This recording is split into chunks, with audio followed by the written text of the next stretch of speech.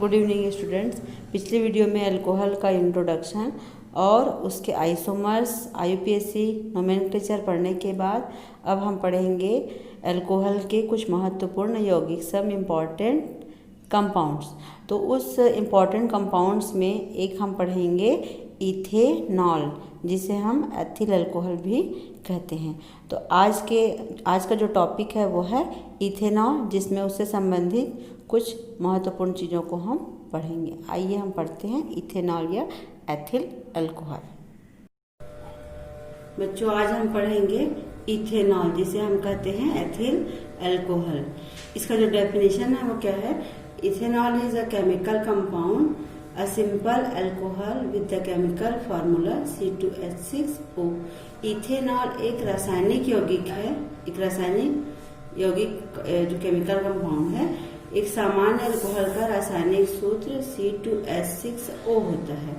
तो इस प्रकार से हम कह सकते हैं कि इथेनॉल क्या है? एक केमिकल कंपाउंड होता है। और एक अगर हम जनरल अल्कोहल की बात करते हैं तो एक जनरल अल्कोहल का जो केमिकल फॉर्मूला होता है वो C2H6O होता है। Its formula can be also written as. तो इसके सूत्र को हम किस प्रकार से लिख सकते हैं? तो इसके फार्मूला को हम इस प्रकार से लिख सकते हैं CH3CH2OH, या फिर इसको हम C2H5OH भी कर सकते हैं। अगर हम इसका स्ट्रक्चर बनाते हैं तो इसका स्ट्रक्चर कैसे बनेगा? तो इसका स्ट्रक्चर हम बना सकते हैं C2, तो कार्बन जो है कितना हो जाएगा? C2 को 2 कार्बन हो जाएगा, और इसके चारों तरफ जो है उसकी वैलेंसी कंप्लीट होनी चाहिए। तो क्योंकि OH इसमें एक फंक्शनल ग्रुप लगा हुआ है, तो इसमें एक OH फंक्शनल ग्रुप लगाएंगे। तो इसमें क्या हो जाएगा? 1 2, इधर दोनों साइड में हाइड्रोजन लग जाएगा, और इसके 3 अभी कंप्लीट नहीं है तो इधर 3 कंप्लीट हो जाएगा। तो इस प्रकार से 1 2 3 4 5 हाइड्रोजन लग जाएगा, क्योंकि इसमें OH लगा हुआ है यहाँ पहले से ही। तो इस प्रकार से क्या हो जाएगा? C2H5OH। तो ये इसका क्या हो जाएगा? स्ट्रक्चर बन जाएगा। तो हम एथिल अल्कोहल या इथेनॉल को ऐसे लिख सकते हैं। तो इस प्रकार से ये इसका डेफिनेशन और इसका स्ट्रक्चर हो गया, मतलब इसका इंट्रो हो गया। अब आगे हम इसके बनाने की विधियां पढ़ेंगे कि इथेनॉल को प्रयोगशाला में कैसे बनाया जाता है, इसके बारे में हम डिस्कस करेंगे। बच्चों, आज हम आगे पढ़ेंगे टॉपिक एथेनॉल बनाने की विधि, preparation method of ethanol. Ethanol बनाने की वैसे तो बहुत सारे मेथड्स हैं, लेकिन हम यहाँ पे कोर्स के हिसाब से कुछ इम्पोर्टेंट मेथड ही पढ़ेंगे। तो उस मेथड को पढ़ने से पहले हम कुछ ऐसे टर्म्स पढ़ लेते हैं जिसकी हमें वहां पर जरूरत पड़ेगी। तो उन टर्म्स में से एक इम्पोर्टेंट टर्म्स है किण्वन, जिसे हम फर्मेंटेशन कहते हैं। Fermentation is a metabolic process that produces chemical changes in organic substrates through the action of enzymes. किण्वन एक चयापचय प्रक्रिया है जो एंजाइम की कार्यवाही के माध्यम से कार्बनिक यौगिकों को रासायनिक यौगिक में परिवर्तित करती है। यहाँ पे जो इम्पोर्टेंट चीज है वो क्या है? एंजाइम। ये एंजाइम क्या होता है? तो ये एक ऐसा सब्सटेंस है जो पूरे ऑर्गेनिक कंपाउंड्स को केमिकल कंपाउंड में चेंज कर देता है। यही मेन चीज है इसमें, एंजाइम। इस एंजाइम के माध्यम से हम कार्बनिक यौगिकों को रासायनिक यौगिक में चेंज कर सकते हैं। एग्जाम्पल के लिए अगर हम सिंपल सा एक एग्जाम्पल ले, दही। दूध से दही कैसे बनता है? तो दूध से दही के बनने के प्रोसेस में जो मेन चीज होता है वो होता है लैक्टोबैसिलस, जो कि एक एंजाइम का काम करता है वहां पर। जो लैक्टोबैसिलस बैक्टीरिया होता है वो। वैसे ही जैसे हम घरों में इडली ये बनाते हैं, है ना? तो इडली बनाने के समय हम क्या करते हैं? उसका जो घोल होता है उसको हम कुछ घंटों के लिए क्या करते हैं? फर्मेंटेशन करते हैं। उसी को हम किण्वन कहते हैं, जिसमें फर्मेंटेड होता है और वो जो बनाने वाला है वो बहुत अच्छे से बन जाता है। तो इस प्रक्रिया को हम किण्वन कहते हैं, फर्मेंटेशन। इसके आगे हम कुछ और ऐसे टर्म्स देखेंगे जिसकी हमको यहाँ पे जरूरत होगी। अगला हम देखेंगे सीरा, जिसे क्या कहते हैं? मोलासिस कहते हैं। ये सीरा क्या होता है?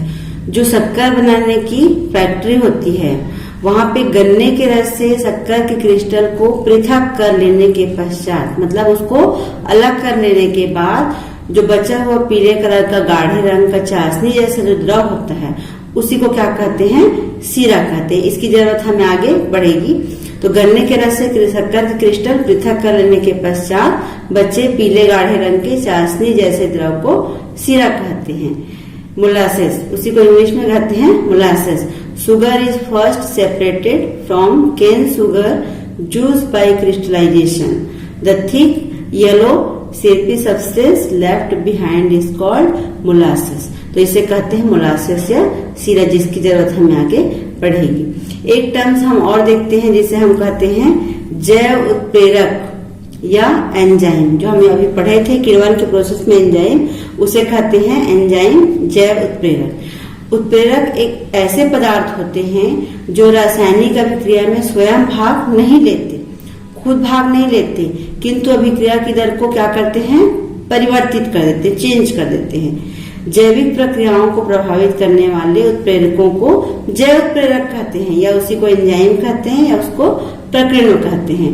तो इसका मतलब क्या है कि उत्प्रेरक एक ऐसा पदार्थ होता है जो रासायनिक अभिक्रिया में स्वयं भाग नहीं लेते, किंतु उसकी अभिक्रिया की दर को परिवर्तित कर देते हैं, बढ़ा देते हैं या घटा देते हैं। इसको इंग्लिश में कैसे बोलेंगे, बायो कैटालिस्ट बोलते हैं। Enzyme bio catalyst. Catalysts are substances that do not themselves take part in a chemical reaction, but whose presence affect the rate of the reaction. Catalysts that affect biological process and reaction are called enzymes or biocatalyst. Example के लिए अगर हम इसको simple तरीके से समझे तो ये जो बायोकैटालिस्ट होता है, एंजाइम होता है, वो किस प्रकार का काम करता है। तो हम अपने दैनिक जीवन से संबंधित एक उदाहरण देखते हैं। जैसे कि कोई दो व्यक्ति हैं, वो दो व्यक्ति आपस में बातचीत कर रहे हैं और उनके बीच में कोई झगड़े हो जाते हैं। अब उस झगड़े को या तो शांत करना है या तो बढ़ाना है। तो एक तीसरा व्यक्ति आएगा और उन दोनों के झगड़े को या तो वो अच्छे से समझा के सॉल्व कर देगा, शांत कर देगा, या तो किसी एक को भी और भड़का देगा और उनके झगड़े को और बढ़ा देगा। तो ये जो होता है, ये तीसरा व्यक्ति, ये बिल्कुल एंजाइम की तरह होता है जो खुद उसमें पार्टिसिपेट नहीं करता, बट उनके रिएक्शन की दर को, मतलब उनके झगड़े को या तो कम करेगा या बढ़ाएगा। तो अभिक्रिया की दर को क्या करता है, वो बढ़ा देता है या कम कर देता है, रेट ऑफ रिएक्शन को। तो इस प्रकार से एंजाइम की तरह वो कार्य करता है। तो हम इसको अपने सिंपल तरीके से ऐसे समझ सकते हैं। तो ये जो तीनों टर्म्स थे, किण्वन, फर्मेंटेशन, सीरा, मोलासेस और ये एंजाइम, ये तीनों की हमें आगे जरूरत पड़ेगी। तो अब हम देखेंगे कि एथेनॉल का, जो हम पढ़ रहे हैं एथेनॉल या एथिल अल्कोहल, उसका उत्पादन कैसे किया जाता है, इसके बारे में हम आगे पढ़ेंगे। एथेनॉल का औद्योगिक उत्पादन के बारे में हम पढ़ेंगे, इंडस्ट्रियल मैन्युफैक्चर ऑफ एथेनॉल। इसके लिए हमने पढ़ा था पहले सीरा यानी मोलासेस क्या होता है। तो जो फैक्ट्री होता है क्रिस्टल शक्कर बनाने का, तो वहाँ की जो फैक्ट्री है उसमें शक्कर के क्रिस्टल को अलग कर लेने के बाद जो पीले रंग का गाढ़ा चाशनी जैसे द्रव बचता है उसको क्या कहते हैं, सीरा कहते हैं, मोलासेस। उसी सिरे से हम अब बनाएंगे एथिल अल्कोहल, इसलिए क्योंकि उसको 50% जो शक्कर बचा रहता है उसको वेस्ट ना हो करके उसका यूज हम कहाँ करते हैं, एथिल अल्कोहल में करते हैं। तो उसी सिरे से अब हम बनाएंगे एथिल अल्कोहल। उसके लिए सबसे पहले क्या करते हैं, ये जो आप देख रहे हैं ऐसा एक टंकीनुमा पात्र, इस टंकीनुमा पात्र में ये जो पूरा प्रोसेस है ये 3 भागों में डिवाइड है। इसका सबसे फर्स्ट प्रोसेस है ये। तो फर्स्ट प्रोसेस में मोलासेस को इस टंकीनुमा पात्र में लिया जाता है, और क्योंकि ये बहुत गाढ़ा होता है तो इसको थोड़ा सा पतला करने के लिए, कॉन्सेंट्रेट करने के लिए इसमें क्या मिलाया जाता है, वाटर मिलाया जाता है, पानी, जल। और जल मिलाने के बाद जब उसका सांद्रण हो जाता है, मतलब 8 से 10% वो थोड़ा सा पतला हो जाता है, तो इसमें मिलाया जाता है ammonium sulphate, NH4 twice SO4 ammonium sulphate. Ammonium sulphate क्यों मिलाया जाता है, ये जो यीस्ट होता है इसमें उसके भोजन का काम करता है, उसकी वृद्धि करता है भोजन के रूप में, इसलिए इसको मिलाया जाता है अमोनियम सल्फेट को। और साथ में मिलाया जाता है कुछ मात्रा में H2SO4 सल्फ्यूरिक एसिड। ये सल्फ्यूरिक एसिड भी क्यों मिलाया जाता है? क्योंकि ये यीस्ट के संख्या में वृद्धि करता है और अन्य जो बैक्टीरिया वगैरह होते हैं उसको ये क्या करता है? नष्ट करता है। तो इस लिक्विड में जो मोलासेस सीरा है उसमें हमने क्या मिलाया? कुछ मात्रा में पानी मिलाया, थोड़ा सा अमोनियम सल्फेट मिलाया और थोड़ा सा H2SO4 मिलाया। और जितना भी इसमें लिक्विड बना है, जितने मतलब सबको मिलाने के बाद जो लिक्विड बना है, ये जो पदार्थ होता है, ये जो सब्सटेंस होता है, इस पूरे सब्सटेंस को कहाँ भेज दिया जाता है? इस कक्ष में भेज दिया जाता है। ये कौन सा कक्ष होता है? ये जो चैम्बर है वो किण्वन कक्ष बोलते हैं, फर्मेंटेशन चैम्बर। इस फर्मेंटेशन चैम्बर में उस पदार्थ का जो हमने यहाँ पर मिक्स किया था उस पदार्थ का फर्मेंटेशन होता है। उसके लिए क्या किया जाता है? यहाँ पर कुछ मात्रा में यीस्ट भी मिलाया जाता है। तो अब इस प्रोसेस के बारे में पढ़ेंगे कि यहाँ पर क्या होता है। ये जो मिश्रण होता है, सब्सटेंस होता है, उसको इस टंकी में भरकर इसमें 5% कितना परसेंट? 5% क्या मिला दिया जाता है? यीस्ट मिला दिया जाता है। और इसको 25 से 30 डिग्री सेल्सियस पर वायु के अपसेंट में, यहाँ पे जो है वायु नहीं होता है, एयर नहीं होता, तो वायु के अपसेंट में इसको रख दिया जाता है। कितने दिन के लिए रख दिया जाता है? कम से कम 2 से 3 डेज के लिए इसको ऐसे ही छोड़ दिया जाता है। 2 से 3 दिन में यह पूरा प्रोसेस होता है फर्मेंटेशन का। और फर्मेंटेशन का प्रोसेस होने के बीच में इसमें से कौन सी गैस निकलती है? CO2 गैस निकलती है, जो बाहर निकल जाती है। तो जब CO2 गैस निकलती है, जब ये CO2 गैस का निकलना बंद हो जाता है तो हमको पता चलता है कि यहाँ पर क्या बन चुका है? अल्कोहल बन चुका है। अब यहाँ पे जो यीस्ट था, ये यीस्ट होता क्या है इसके बारे में थोड़ा जानते हैं। तो ये जो यीस्ट होता है ये एक प्रकार का फंगस है, फफूंद है, जिसमें एंजाइम होता है। कौन सा एंजाइम होता है? इन्वर्टेज होता है, जाइमेज होता है। इस इन्वर्टेज और जाइमेज के हेल्प से ही जो सीरा होता है, मोलासेस होता है, उसमें जो सुक्रोज प्रेजेंट होता है, उस सुक्रोज को वह ग्लूकोज और फ्रक्टोज में चेंज कर देता है। इसके लिए हम आगे रिएक्शन इसका थोड़ा सा समझते हैं। इसका जो फर्मेंटेशन चैम्बर है उसमें जो प्रोसेस होता है, कौन सा प्रोसेस? यीस्ट का, क्योंकि मेन इसका यीस्ट होता है। तो यहाँ पे कैसा प्रोसेस होता है इसको हम एक रिएक्शन के माध्यम से समझते हैं कि यीस्ट जो है कैसे काम करता है। तो C12H22O11 ये क्या है? सुक्रोज है, सुक्रोज है ये। इस सुक्रोज में जब H2O मिक्स होता है तो एक प्रोसेस होता है, किसके प्रेजेंस में प्रोसेस होता है? इन्वर्टेज के।